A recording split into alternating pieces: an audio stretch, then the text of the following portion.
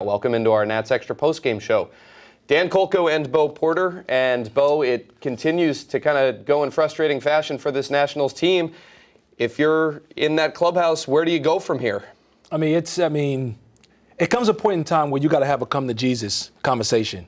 And whether it's players talking to players, whether it's the coaches or manager, but at some point you cannot continue to do what you're doing because what we're doing, obviously, in the first 35 games, it is not working. So how does that all come about? I mean, is that just kind of organic players coming together? Is it a manager? Is it?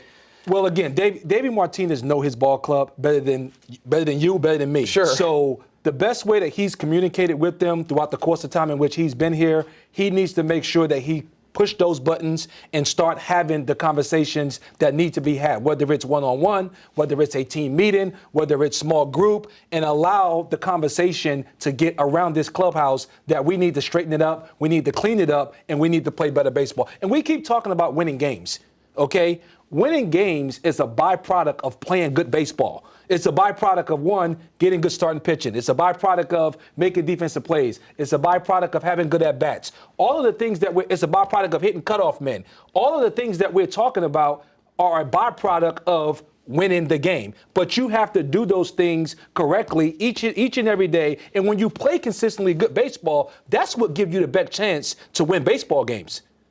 Bo, I feel in some ways like this is Groundhog Day.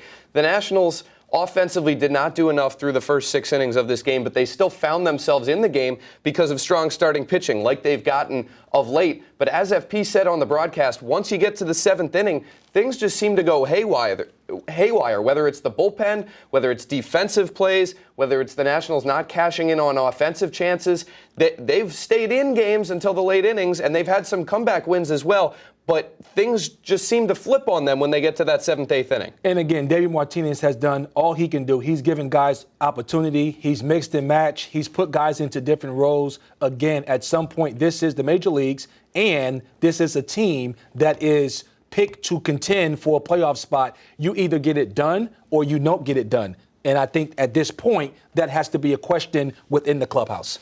So the 7th inning is where things all spun. Stephen Strasburg was outstanding through the first 6 innings in this one. Had not allowed a run, had struck out 9, and he got into a jam there, Bo, in the 7th inning. Got a punch out, and it looked like the Nationals were going to get out of this jam as they did with Max Scherzer the day before. Unfortunately, this time it didn't happen. Stephen Strasburg did everything he could have done tonight. And here you have Tams. He's pinch hitting, get a fastball away. He's trying to swing early because he's talking to the guys in the dugout, and they're telling him how good his curveball is tonight. He goes another fastball away, and then you get a changeup down. He's able to take that pitch to get back into the count. And then he comes with the curveball. I was surprised he laid off of that pitch because I thought he was going to be looking curveball to hold that bat. And then he goes changeup away to strike him out. When you look at Stephen Strasburg and what he was able to do all night, and this is just tough luck right here. You get Lorenzo Cain, who is a big-time player. He always seems to come up with big hits at big moments. But when I look at this play, what I want to go to is this relay that basically the ball is thrown in no man's land by Robles here. If we execute this relay, the guy rounding third ran through the stop sign of the third base coach. If we execute this relay, he's out at the plate, and it's only 2-0. That's a total different ball game than going down 6-0. Again, we talk about these little things that basically seem to snowball with this ball club, that there is an opportunity to execute. You get the hit, that's one thing. Execute the relay, throw the guy out the plate, now it's 2-0, you come in the dugout and you get a chance to hit. And then, Bo, Dan Jennings comes into the game right afterwards, throws 16 pitches, only 4 of which were strikes. You walk guys, you give major league hitters count leverage, they're going to do damage, and very quickly, even though it was 3 runs instead of 2, it then became 6, and the game is effectively over at that point. Again, how about this?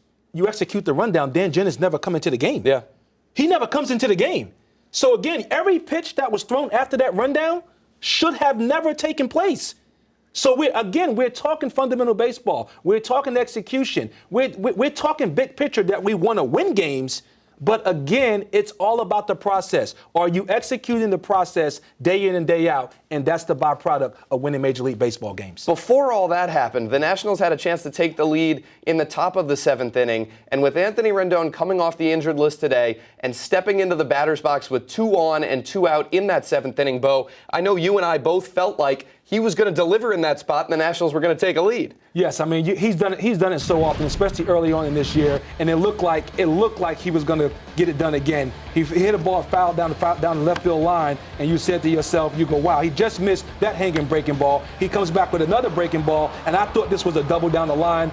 The ball ends up hooking foul, and again, you're still feeling comfortable because you have your best guy in the batter's box, and then you get fastball away that's off the plate. He's rung up, CB Buckner rings him up, and Anthony Rendon ends up getting tossed out of this ball game. Again, it's very unfortunate because, again, you're talking about one of the best players in baseball, and you would think that he would get the benefit of the doubt. But in that situation, Anthony obviously is a very calm, level-headed player. Yeah. So when you see a guy like Anthony Rendon lose his composure, it lets you know that the umpire blew the call. Only his 3rd ejection of his entire career, Bo.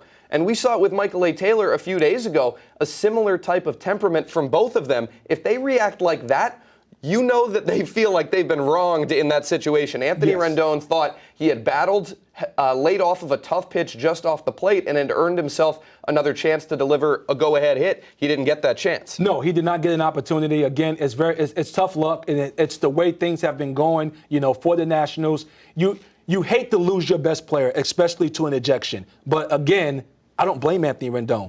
When you look at where that pitch was at, and you're talking about a guy who has a pretty good idea of the strike zone. So I don't blame him. Steven Strasburg gave up those runs in the 7th inning, but overall was tremendous tonight. Very similar to Max Scherzer yesterday. And his pitch arsenal tonight, very heavy fastball, curveball, more curveballs than I can remember seeing from Steven Strasburg really any start of late. Bo, that 1-2 combination of the heater and the 12-6 curve were working tremendously. We talk about fastball command. You'll see here, there's a fastball. It's 95 miles an hour. Christian Yelich says to himself, I got to get it going. And then he breaks off the hammer and he punches him out. He had the curveball going from the first inning on. Here's another fastball. This is a fastball in that obviously speeds the hitter up. So now he's thinking, I got to get this barrel going. And he goes back door with the breaking ball and he punches Grandal out looking. Here's another fastball here, pinpoint command, fastball away, and then he comes right back with the breaking ball like he had going all night. It's a strike to ball, breaking ball, and he punches out Alcier. You look here, he get Peralta, he goes fastball away. Again, he's late, he's thinking to himself, I gotta speed my barrel up. He speed the hitter up, and then he goes fastball out of the strike zone. He can't hold up, and he's punched out. Another fastball curveball combination here. That's a fastball up and in at the top of the zone, and then he comes right back. He throws the strike to ball, breaking ball, called 3rd strike there.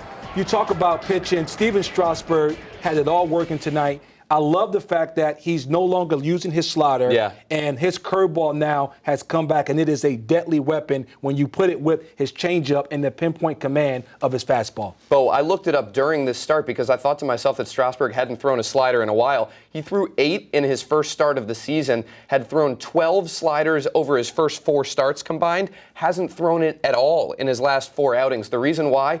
The 4 sliders that got put into play early on this season, all 4 went for hits, 2 for doubles, 1 for a homer, and he's decided he's not going to get beat on his 4th best pitch anymore. I'm going to say this. We talk about the velo coming back with Strasburg. I think is directly related to the fact that he's no longer throwing a slider. Okay. When you think about, fastball command, you think about really spinning your fastball. A lot of times when you mix in that 4th pitch, okay, because we know about the curveball and we know his changeup are both plus pitches. When you mix in that 4th pitch and you start getting around the baseball, when you get ready to throw your fastball, I think you lose a little giddy up on it. So I love the fact that Steven has now just said, forget the slider. I'm going to go with my 3 best pitches, and he's just been tremendous, since the first start of the season.